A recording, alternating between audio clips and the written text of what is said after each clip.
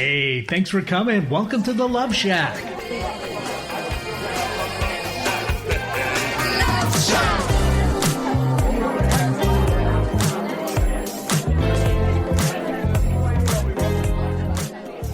Hey, boy, do we have a great show for you. Welcome to the Love Shack today, guys. It's a little old place where we can get together, explore fresh perspectives, eavesdrop on juicy conversations, and uncover mysteries that nobody talks about, but absolutely influences our relationships. So if you're struggling in your marriage, just starting out in a new relationship, or are single and looking to do better next time, this is absolutely the show for you. My name is Staci Bartley, and I am here with my co-host and lover, Tom. Together for the past decade, we have been teaching and loving on people from around the world with the sole purpose of helping individuals and couples to love more and fear less in their relationships, both with themselves and others. A quick shout out to our podcast listeners. The Love Shack Live airs live every Thursday at 1 p.m. PST. I'm sharing that with you. So if you ever would like to join us live, ask us a question, text us a question, we'd love to have you. But wherever you are today, we appreciate you taking time out and listening to us. And as Staci said, we have a really fun, unique episode today. Yeah, Tom and I are going to be joined by, believe it or not, our immediate family. And when I say this, I mean the people we live with. Okay, see, our home life is a little bit different than the typical modern family. How, you may be asking? Well, because Tom and I live with his two brothers. It's me and three men, or shall we say, three men and a woman. We're here together today to share with you the good, the bad, and the challenging dynamics of living together as a family. We do this in honor of all families on this Thanksgiving Day, as it is our hope that our stories and the principles that we have discovered along this journey will help us all pave the way to more love and less fear in our lives. We'll be right back.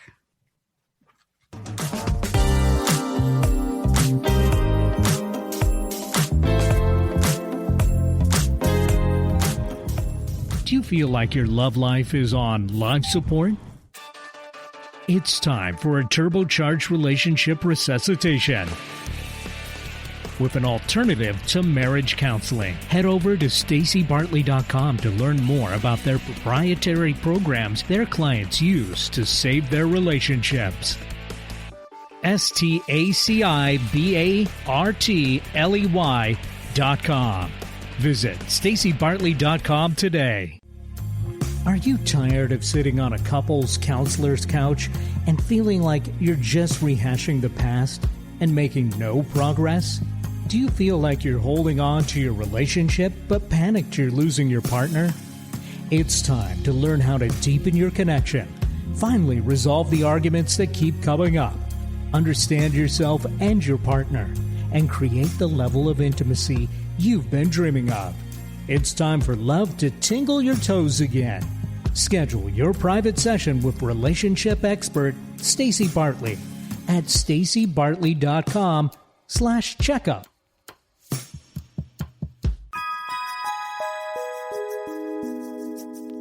Ready to learn the most important thing you can do to revitalize your relationship today? Go to stacibartley.com/fairydust. stacibartley.com/fairydust. This is the number one thing Staci teaches her VIP clients that has the power to improve the health of your relationship today. Learn how sprinkling a little fairy dust in your relationship can stop arguments in their tracks, rekindle your spark, and take your difficult conversations from the struggle bus to easy street. Going our own way every day. Alternative Talk 1150.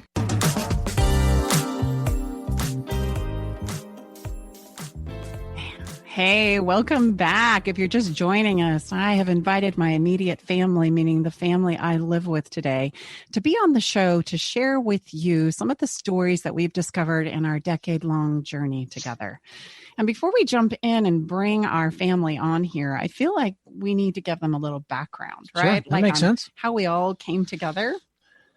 Our relationship with Tom, my relationship with Tom, began about 600 miles apart. I was in Utah and Tom was in Sacramento. And Tom resided in Sacramento with his older brother at the time. Very Jim. much older.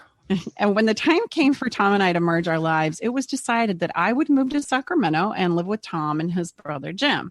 Now, you have to know in this moment that we planned on that being about a 6-month to a 1-year journey, just enough time to kind of get our feet under us, so to speak, and then decide where it is we wanted to go from that point on. 2 months after moving to Sacramento, when I moved to Sacramento, Tom's younger brother was facing a divorce, and then he moved in with us as well. Again, I'm sure we're going to hear from him, but thinking that this was just going to be a few months to a year until he too could get his feet under him. Much to the surprise of us all, that was about 10 years ago.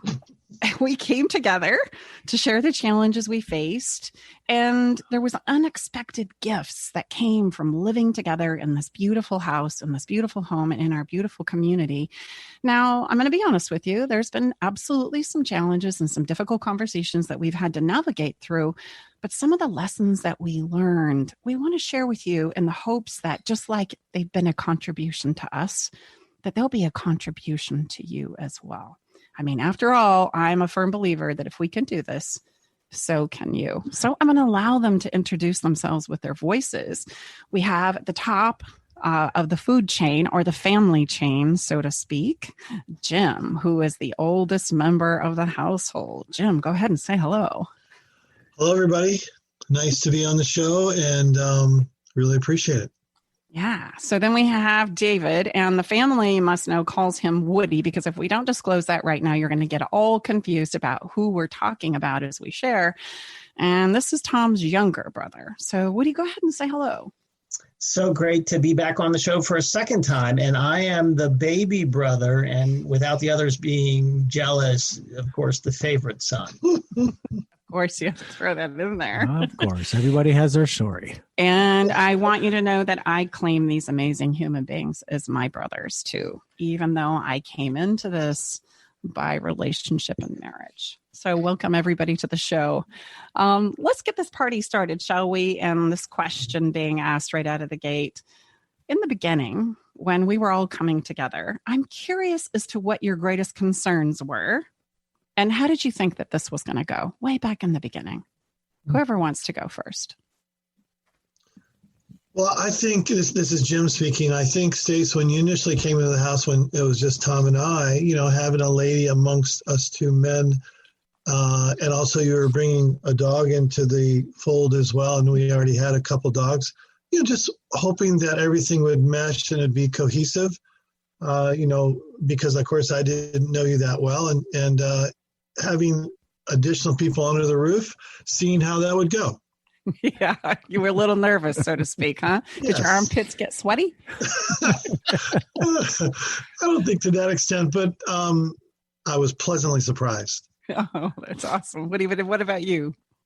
I think, as I shared when I was on your show, or whatever period of time it was, that in that moment that I came, I was in not only at the edge of a divorce, but also in the throes of an acute, really nervous breakdown, having attempted suicide. And so I came to the home, like you had mentioned, assuming it would be on a temporary basis. And it's difficult to even remember, beyond just trying to take it a moment at a time, what my expectations were. I couldn't see literally past the end of my nose at that point. And in reality, this place, without jumping ahead, has become and remains an extraordinary sanctuary for me. Mm-hmm. Yeah. And what about you, babe? Oh, gosh, that's a great question. Just will add that David's he's our only two-time guest on the show so far. So that's episode number 2, for those of you who want to catch David when he visited us for episode number 2. But, that I'm not exactly sure, other than it was the next best option for us. And you and I had decided, we originally said we were going to wait 5 years before we were going to come together. And, long distance relationship, that will have to be a podcast for another time, a show for another time. We didn't quite make it, did we? No. Just concerned, concerned that it would go and everyone would be able to be honored, acknowledged, and appreciated. We say in our body of work, that's at the end of the day, that's really all that every one of us is asking as a human, those 3 things. Mm-hmm. So how about you? Yeah, I don't know. I just thought it was going to go well. I just assumed that it would go well, right? Well, maybe share with the audience.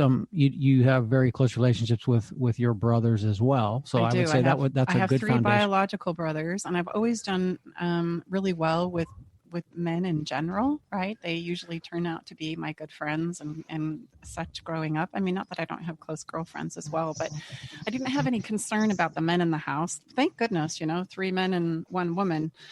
When people ask me what my home life is like and I tell them that I live with 3 men, the answer that I get back is always the same. Oh, I'm so sorry. And I think, well, sorry, why? You know what? I haven't mopped a floor. I haven't done yard work. Some of them even fold my laundry.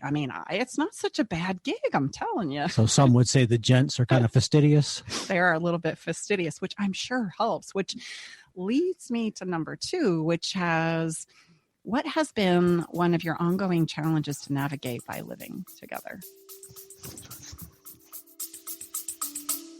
Stay with us. We'll be right back. Navigating the silent, complex moments of separation or your partner's need for space can feel like walking through a maze without a map. If this sounds familiar, know that you are not alone. This journey, filled with uncertainties and introspection, requires a gentle, understanding guide. Hey, I'm Brooke from Love Shack Live. We see you, and more importantly, we get it. That's why we created the Separation Support Bundle.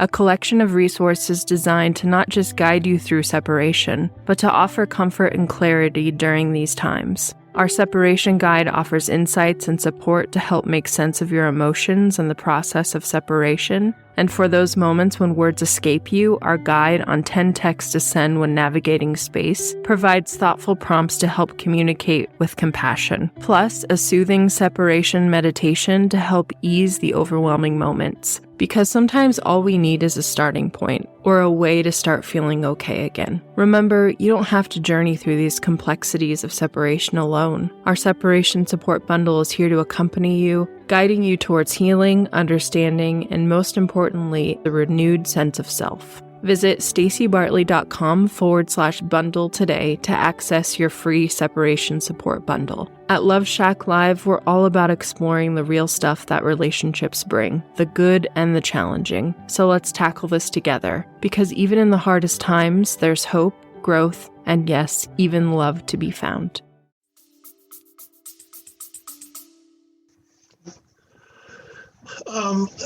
To be honest with you, Staci, I think for the most part, it's been a wonderful experience. In fact, I know we've all spoken, and because we were going to be splitting up in the near future, it very much saddens me. And so whatever disputes there have been, it's been so minimal that it's really hard to even highlight on it. Mm-hmm. What about through the dating? Dating? Just when you were dating. You mean going out on a date? Mm-hmm. And sharing your home situation when the time was appropriate. Oh! As far as explaining that to the person I'm going out with, yeah. Well, that was interesting. You're right. You say what? I think that was a huge red flag as far as they were concerned. Oh gosh, you're living with 2 brothers and a sister-in-law. What's going on? And but as you all know, of the few people that I brought over, they were, of course, extremely surprised and very much impressed with what was taking place. A much different reality of what they were thinking was going on. Yeah, it's so true. I mean, I can only imagine, I didn't have to navigate that, nor Tom, right? You didn't have to navigate that dating. Just when you weren't looking. I think the biggest thing that was concerning for me initially, and I think that David will confirm, or Woodrow will confirm with that, is your puppy dog. Yeah. The one that's so bonded and almost I'm lost him to the 2 of you, by the way. Well, we were thinking more about the nutritional side. That's an inside story for our listeners, guys. I came across with a coon dog and a bag of food, and it wasn't smiled upon nicely over here. They thought that the food I was feeding my dog was very substandard. And so they needed to make sure that not only did I improve the food quality, but the treats quality. And now I don't buy any treats for my dog. These 2 collaborate behind my back to Spoiled give the dog rotten. topper and treats and et cetera, et cetera. So of course the dog is not interested in anything I have to offer anymore, right? So how about you? How about you, Woody? What was your how did you navigate that as far as sharing your home life? Well, I'll back up and just to answer Tom's original question on what's been the most challenging, and without it sounding too Pollyanna for the audience, because we certainly want to make this real, and I'm sure Stace will point to the fact that we want to just this can really happen. It's a possibility. If you look at percentages, the percentage of times that you can't even say that we've ever been in conflict. I mean, there has literally never been a raised voice in this house. And so we'd have to really nitpick down to minutia to find out, well, okay, yeah, maybe that was a little irritating. But if you compare that to once you go out into the world and find out annoyance with a capital A, there's just nothing to compare. And then to go to the question about dating, at the beginning, like Jim said, I had a great reticence to share with people where I lived. Not that I was hiding anything, but at the time I was in my early 50s and I had made it up in my mind that I should be at some point of accomplishment and status. I had a house, I lost it. So I had a certain amount of shame, which was my own story. But the longer I was here and the more grounded I became in this incredible relationship with the three of you, I was not only happy to talk about it, but I would actually go out of the way to mention it. To just and I had never, at least not to my face, had any response that was anything but like Jim had said, wow, this is amazing. I mean, people would walk into our home and there is a vibe here that is you can really feel it. Mm-hmm. Absolutely. And this would be a really fun moment then to maybe look at what are some of our most memorable moments and surprises from this experience, right? I mean, I don't think anybody in the family, you correct me if I'm wrong, felt like it was going to go like it has. We all had a kind of our concerns about how long it was going to be, or right, how we were going to have to maybe tolerate it. Let's be honest, as adults, we kind of brace ourselves for situations like this. And most people would talk about it being, oh, we're just going to do this, for 6 months or a year. And I know when I share with people what my circumstances are, they're mesmerized by it. Like, how do you do that? And why do you continue to do it? And you say, well, because it works, right? We get to share expenses, we get family support. It's a great place to be.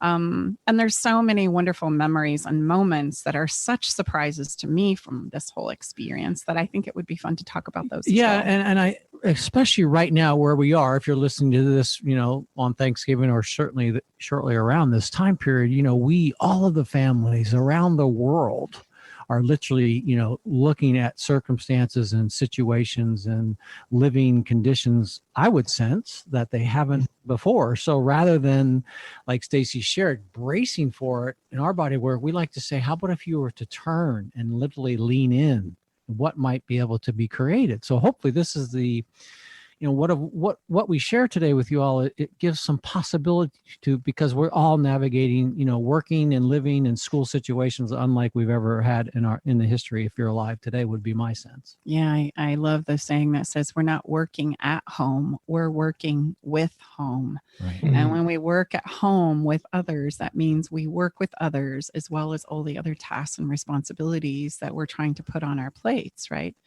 And I know that emotional boundaries can get crossed and feelings can get hurt, and you've got to account for others. But it's worth it. It's absolutely worth it, which is why I wanted to highlight and share some of our most memorable moments and continued memorable moments, and maybe some surprises that we didn't expect to experience from this, right? I know there's many for me, but I talk a lot more than everybody else. So I'm going to be quiet and let you guys kind of share for a minute. Well, I mean, one of the things that I shared with you all before, which is an absolute accurate statement, is that I travel more than any of the rest of you. And when I have to stay overnight on business, I always look forward so much to coming back home to the house, because the feeling that is inside and the energy that you feel and the camaraderie and love is unprecedented. And even though I'm staying in a nice place and it's comfortable, it's nothing like being at home. So I really relish that all the time.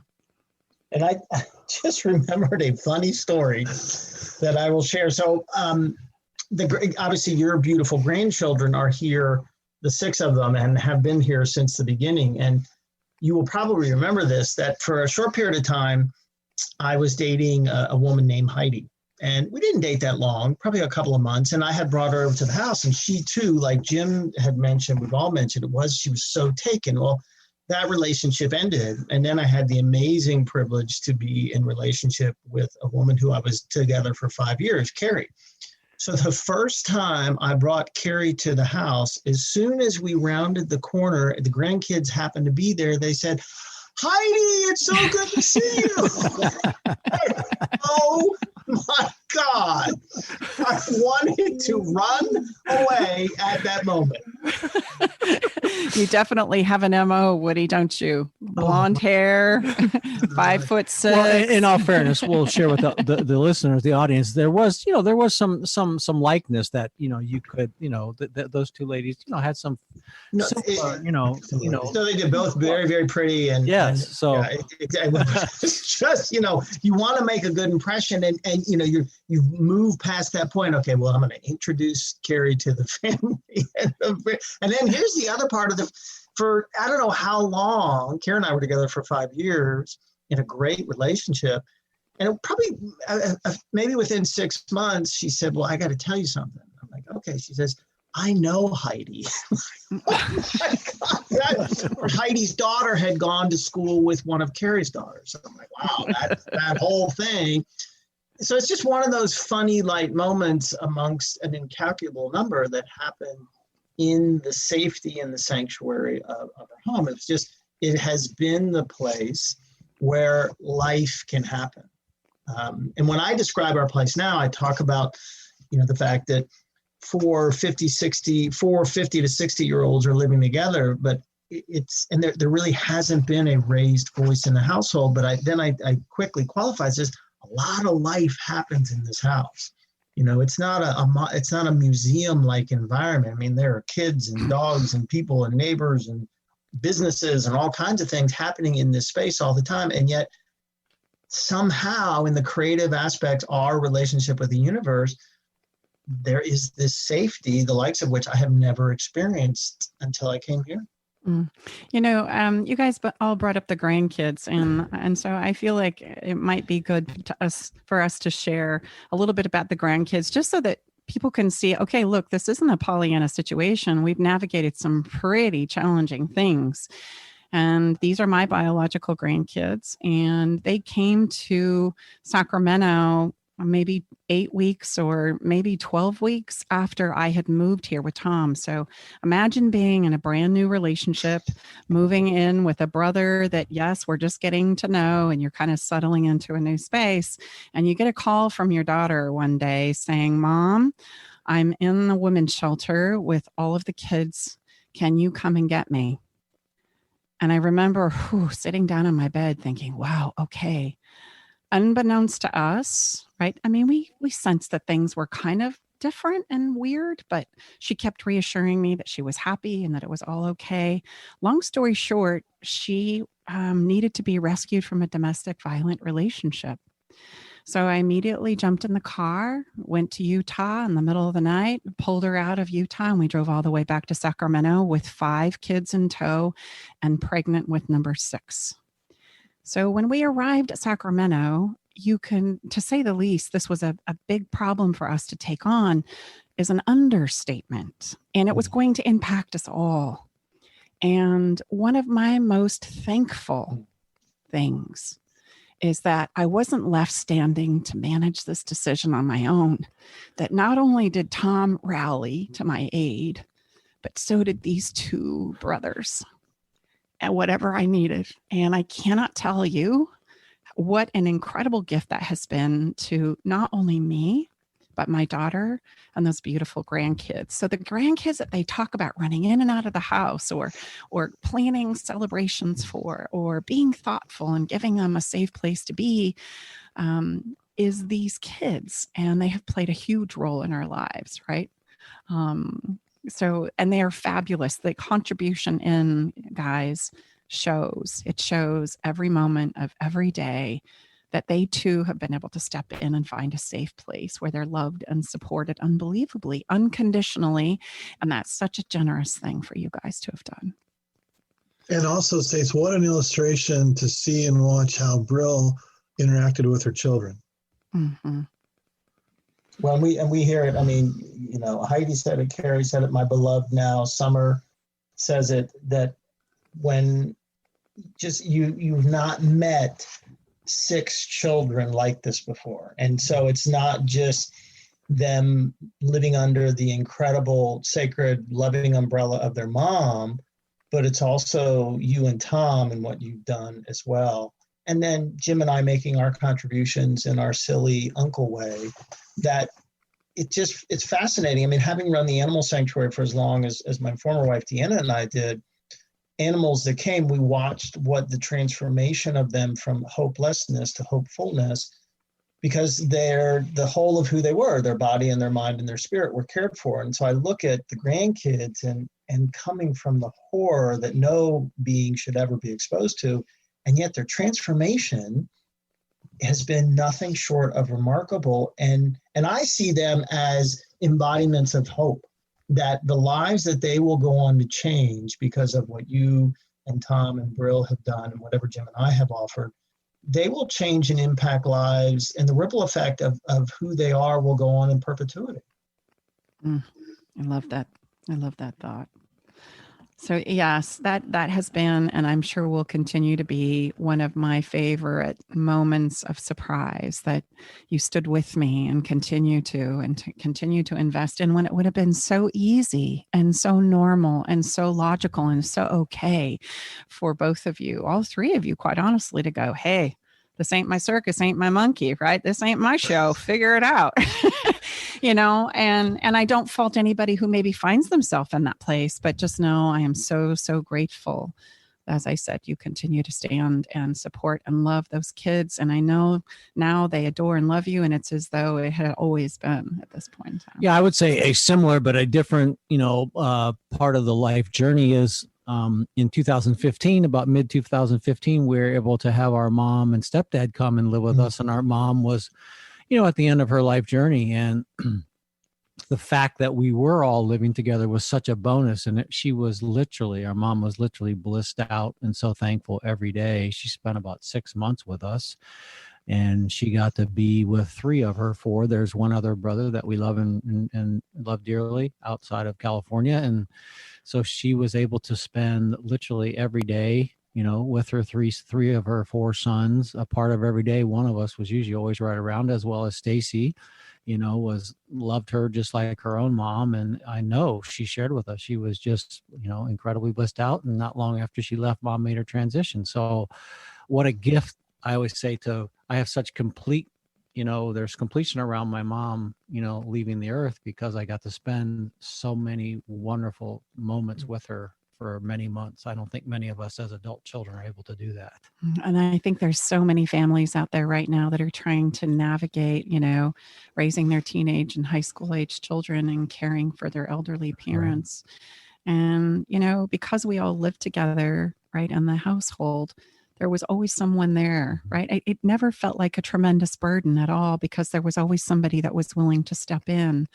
And I can't even imagine as a mom what it must have been like to be with 3 of your grown kids all at the same time at the end of your life. I mean, what an experience. You literally, that would be my wish and hope for everybody, if that's what you wanted to do, that you would be able to act on it. I mean, it's just the way that it worked. The genius of the universe allowed us to all be here. And one of us is usually home. We have very different schedules, all of us, but one of us was usually always around. I remember midday, I would usually have lunch with mom, just sit there and be with her and visit with her. It was incredible. Well, and just the opportunity to share the burden, right, guys? I mean, we feel like we have to take this burden all on, and gosh, maybe there's some other cultures that have this differently. And that's been a huge realization coming into our family dynamic here over the years is, wow, there's something wonderful about being able to share the burden of life, right? And the challenges that it presents, and that I don't have to solve these things all by myself, right? That there's this plethora of humans that will help support me in making those decisions, right? And sharing the burden of, like, aging parents and household chores and groceries. And, that's been something fantastic, I would say as well. What about you guys? Anything that's coming up for you guys? Well, one of the things that I will always relish and cherish is that many times in the period of time we've all lived together, because we do have such different schedules, that as we would be coming in sometimes during the day, we would be sitting down at the kitchen table, and maybe there would be initially two of us, and then within an hour or two that all four of us are sitting down and make it a long term, just enjoying each other's company, talking about the day's events, and just really having a very nice, enjoyable period of time together. Yeah, we just did that last night, didn't we? Yeah, we did. Yeah. When you think about, it's interesting with everything that's going on with forced isolation and social distancing. I've noticed of late the cumulative stress of COVID has impacted me. When and probably it's all about the uncertainty. But in all these months, I've never felt isolated. And because, as Jim had said, we said there's always at least one other person home, and that's the primary connection. In the space of being connected, that's the exact opposite of being isolated. Belonging is what is a core need for all of us, and I think we could have put a big B outside of our house, not just to reference Bartley, but also this is the house of belonging. Come to this place to be fed not just of mind, but also of body and spirit, so that you can truly transform. To leave time in our home feeling filled up. Mm-hmm. No, that's great. Jim, you had mentioned something about celebrations and gatherings and get-togethers, right? Mm-hmm. Those were birthed as we all came together and the kids came together. We wanted to have a celebration where we could acknowledge everybody on their birthday. And being that I teach a lot of relational stuff, one of my favorite principles to teach is that of fairy dust, which means we all long to feel heard, appreciated, and that we matter. And so I cooked up this idea that I think initially everybody was like, now what are we doing again? I cooked up this idea that you get a special plate and you get a special placemat on your birthday, and you get to sit at the head of the table, and everybody's glass, a beautiful glass. And everybody gets to go around the table and acknowledge and appreciate you for who they see you to be and the gifts and unique talents that you have, and to just remind them that we do see them and that we appreciate them and that they truly matter as a member to our family. And I mean, I'll let each of you speak for yourself, but for me, it worked so well that the kids would say, okay, when is my birthday? I want to do this. I want to, gosh, don't miss it. Right.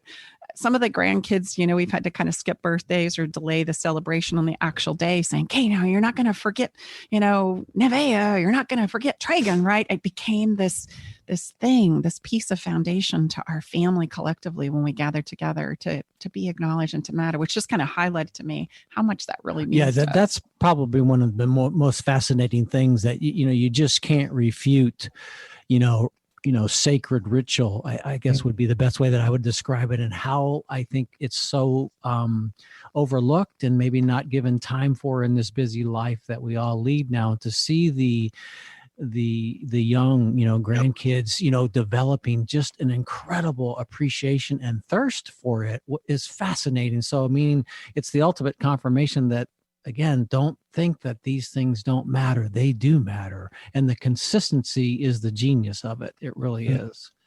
Well, and what really comes to mind, the youngest grandchild, Dakari, known as Bubba, his last celebration in the acknowledgement, I don't know if you guys remember, but we all were going around, and when it got to his mom, really, what she said just broke him down. I mean, he just started crying. He was so touched by what his mother said. That was so touching. Do you guys remember that? Yes. There wasn't a dry eye at the table. Yeah.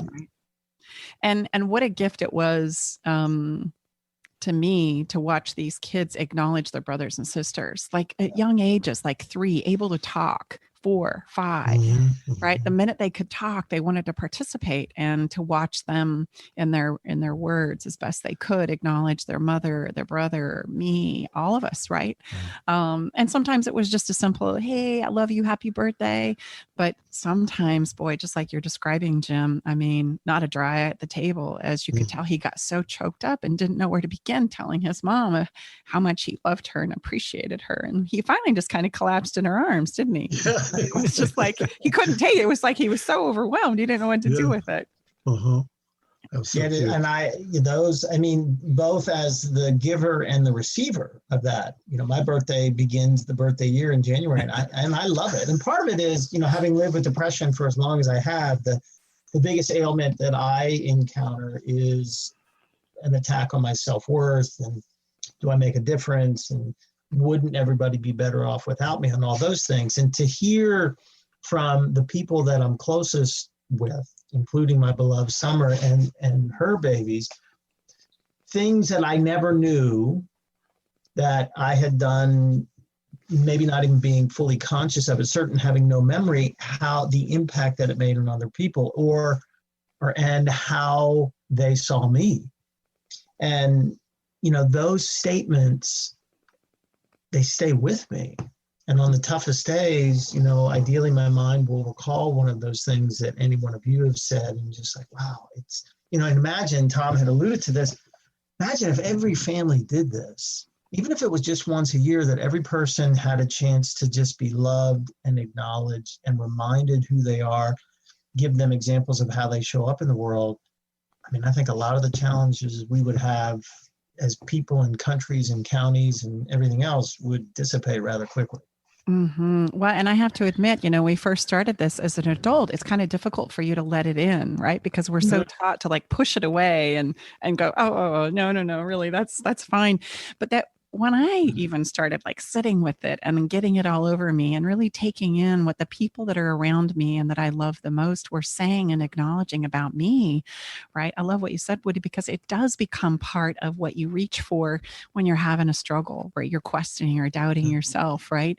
These people that are in your life have reminded you of your own brilliance and significance, and that if nothing else, I matter to them, so I must be okay, right? I too love it. I've gotten to a place where it's like, oh, it's my birthday. It's incredible. Well, listen, I think that what we're going to do now is take a break really quickly. But when we come back, we're going to talk about some of the things that we feel have led to us being able to create this experience together that has allowed us to overcome some incredibly impactful challenges, right? But led us to this place where, quite honestly, all of us are kind of having a difficult time letting go of. We'll be right back.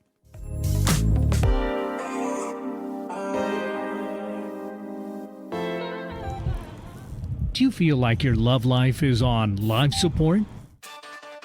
It's time for a turbocharged relationship resuscitation with an alternative to marriage counseling. Head over to stacibartley.com to learn more about their proprietary programs their clients use to save their relationships. stacibartley.com. Visit stacibartley.com today. Do you find yourself attempting to get your point across to friends and family and notice their feelings become hurt instead? Do you tend to feel misunderstood and taken for granted the majority of the time? Instead of listening to others in a conversation, do you find yourself formulating your next response to prove your point? Are you having a difficult time showing up to say anything, but you think about doing it a lot? When we feel like we are being the jerk or the doormat in our relationships, we tend to criticize ourselves harshly. The reality is we've never been taught how to share ourselves effectively with those who we care about and love. Your skills as a salesperson, master negotiator, or expert debater will only lead you into a fight. Matters of the heart require different skills. For a limited time, get half off the regular price of a communications workshop designed to help you gain the understanding and skills you need to navigate through your communications with others, giving you the ability and experience to feel heard, appreciated, and a sense that you matter to the people you care about the most. Get all the juicy details at stacibartley.com/communication.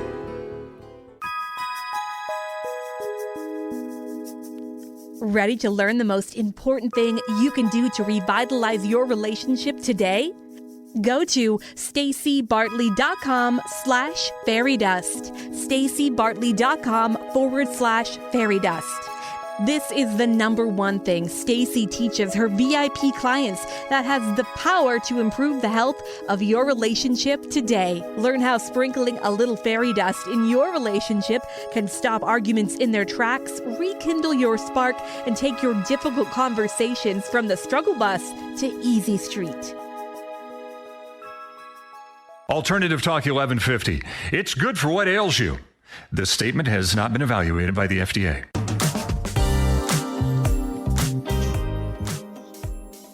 Hey, welcome back. If by chance you're just joining us, Tom and I have been here with our wonderful family, and we've been talking about, as we've lived together over not more than a decade, but just shy of a decade, we're here sharing with you some of the challenges, the good, bad, and the challenging, and the wonderful surprises that have come from not being able to anticipate any of this. Yeah, and we're gonna drill down and hopefully unpack this and give you some takeaways that you can. Again, this is not all kidding aside, but really, there's so much I know that we're navigating. So if we can share with you anything that could give you some spark, some sense that, however it looks. Staci and I say in our body of work, look, the only rules that matter are the rules that apply between the people or peoples involved. So, family, I think in this era of our evolution and world and such, takes on all different types of meanings and types of people together and whatever. And so really we're sharing this. We're pretty private people. This is really the first time we've shared this, but we're doing so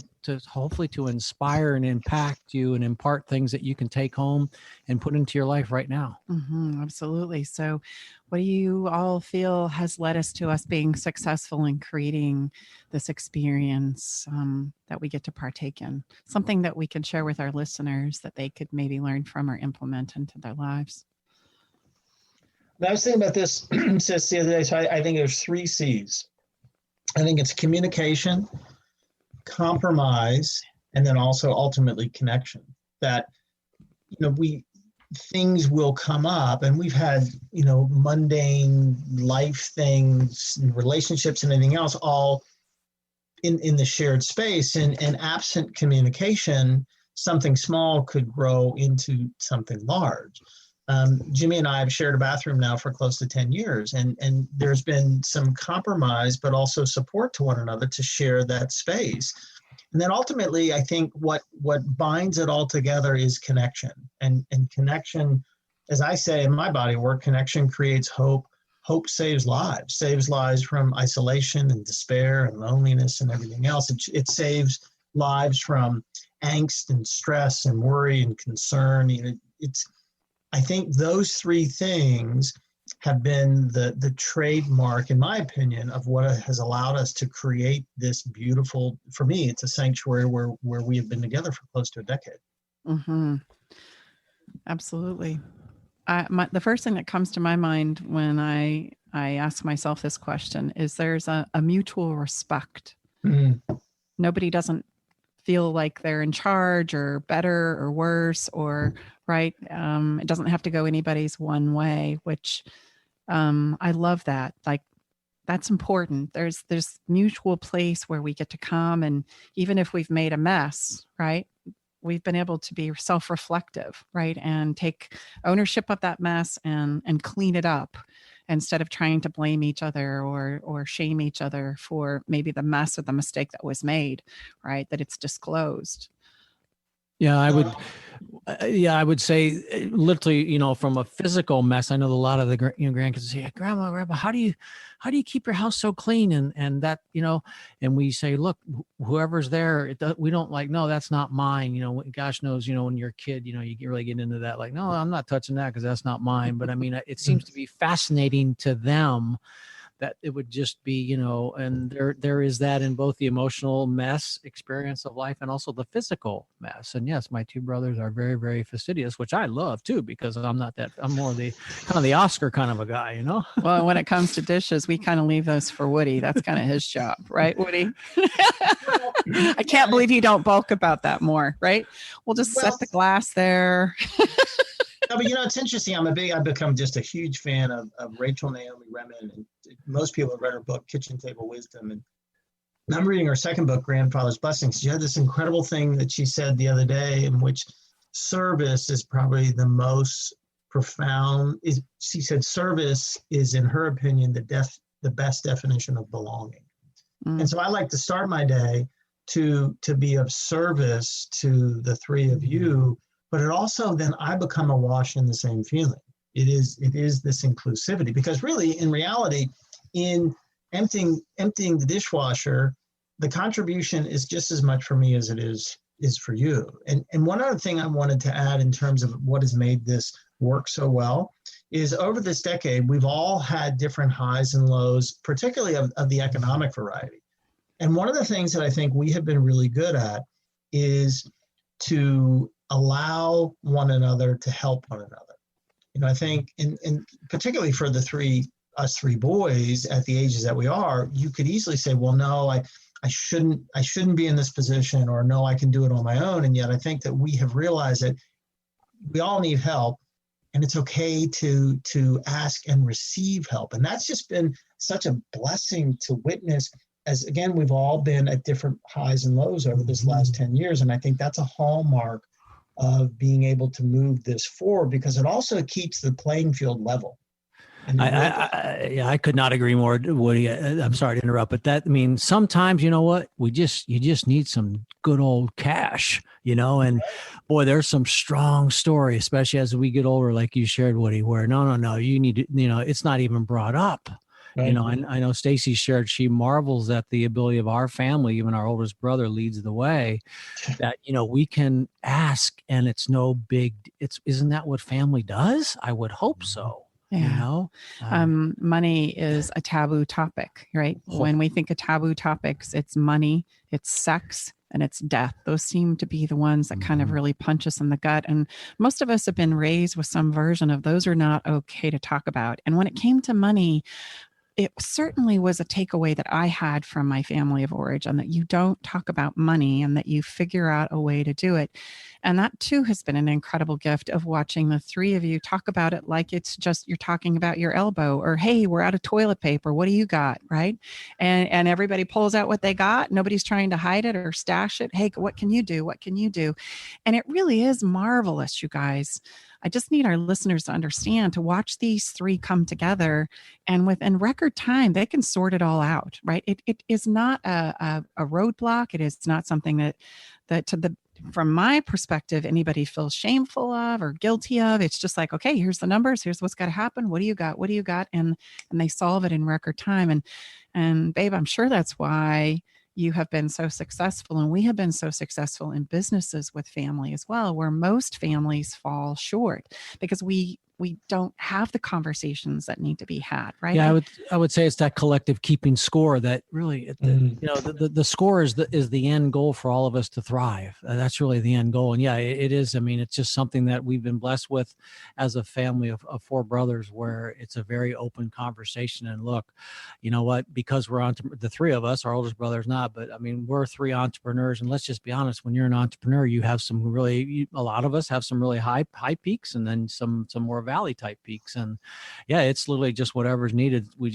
Someone quickly figures out it, just take care of it. But if we could impart one thing, I think that's huge for families. The beautiful thing is leverage, lean in and leverage off of each other. And at some point in time, usually someone's doing better than someone else. That's the power of numbers, right? Mm-hmm. Foreign families that come to this country have a really good sense of leaning in on each other, sharing, leveraging, right? Yeah. And I've definitely been the benefit of that, which brings me to something that I want to make sure that we point out here is safety. Emotional safety, absolutely physical safety, that goes without saying, but safety and safety to share how we really see it and how we feel about something. I think all of us made a really earnest point or commitment to, even though you may not have agreed, you're going to take the time to hear somebody out so that everybody feels like they have a voice, right? If we took the time to understand where maybe everyone was coming from, right? I knew that we would find a way through. And I know so many families and so many couples have such a difficult time with this because the communication gets so broken down. They don't feel like they can say how they really feel.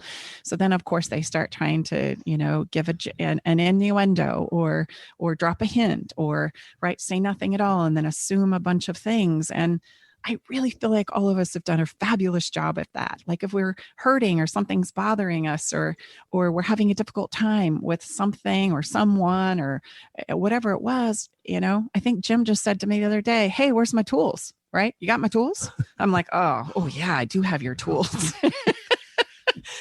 But it's like many things are not left unsaid. They're disclosed, and there's the safety and the respect and the willingness to listen that helps us then problem solve anything. Well, we always say the two things you have to have in a relationship to be able to come to that proverbial table and share what's on your heart is permission and safety. And yes, please, please, please, everyone listening, physical safety goes without saying, but equally as important and oftentimes overlooked is emotional safety. That's basically, in a nutshell, being able to say the good old John Mayer song, say what you need to say, or even, I think more accurately, say what you mean to say.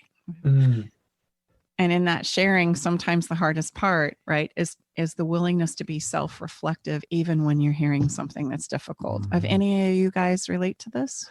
Like, all right, somebody's saying, hey, and you're like, oh. No, I mean, it was May of 3 years ago, and I had gone back into the mortgage business after the sanctuary came to an end, and that's an incredibly stressful business, and it was wreaking havoc on my mental health, driving me back into a deep place of depression and suicidal ideations. And I'll never forget, it was in May.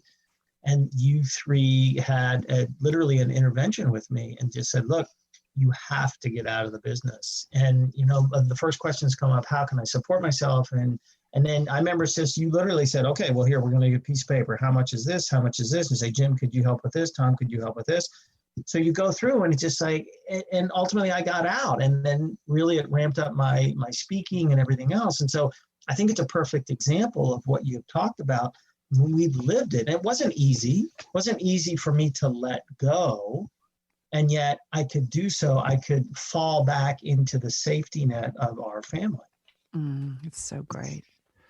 So as we start to wrap our rounds, or bring this episode to a close, I guess, wrap our arms around it and bring it to a close. What if I asked each of you wonderful brothers, what have you not shared that you would like to? Well, I think for me, just the appreciation that has had us stay together for this duration of time and all the wonderful things that we've been able to enjoy together, and that will be sorely missed.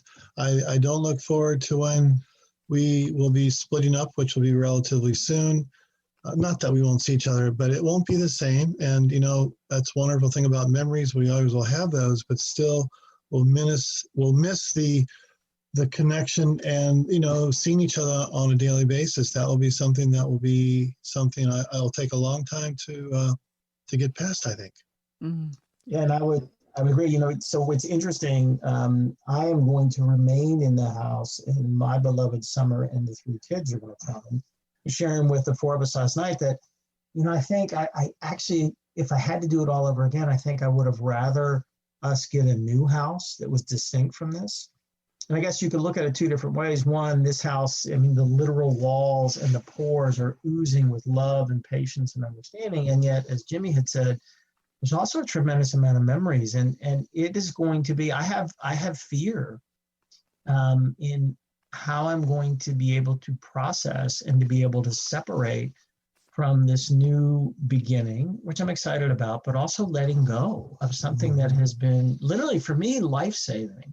And it's interesting that one of the things about self-care that I've learned that doesn't get talked about a lot is the need to grieve. Mm-hmm. And so I'm going to remind myself that one, grief is not the enemy. It's our friend. I think grief is the mechanism, the vehicle that walks with us from an experience of hellness to wellness. And for me to actively grieve, even in the midst of living in a new environment, because like Jim said, I don't know if, it's very unlikely I will ever be able to experience something like this again. Mm-hmm. I'm going to miss all of you too. Well, with that, it's unfortunately time for us to say goodbye to our listeners and to each other for just a moment. We'll meet you at dinner, right, over a glass of wine. We'll celebrate this wonderful creation that we've done. And I want to wish a happy Thanksgiving to all of our listeners today. And may we all find something to be thankful for in our families today and every day, right? And please know that as your listeners, we are so thankful for you.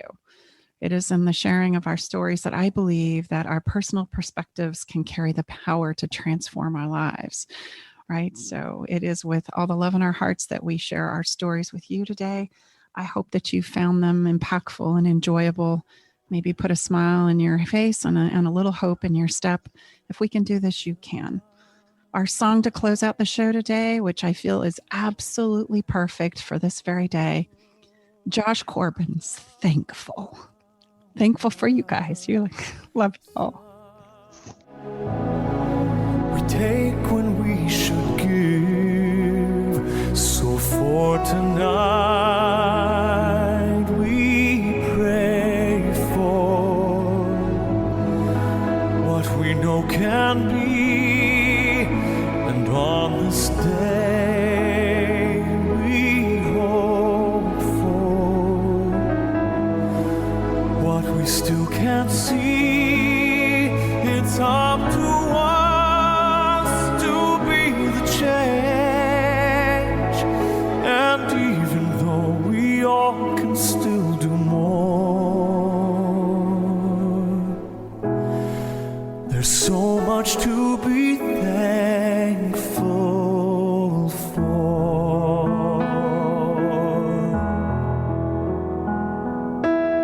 Look beyond ourselves, there's so much sorrow. It's way too late to say I'll cry tomorrow. Each of us must find our truth.